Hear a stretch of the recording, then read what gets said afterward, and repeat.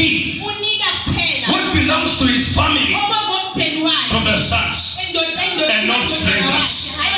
Somebody don't get this. The father can only entrust. The father can only give to what belongs to his family, only to the sons, not to the strangers.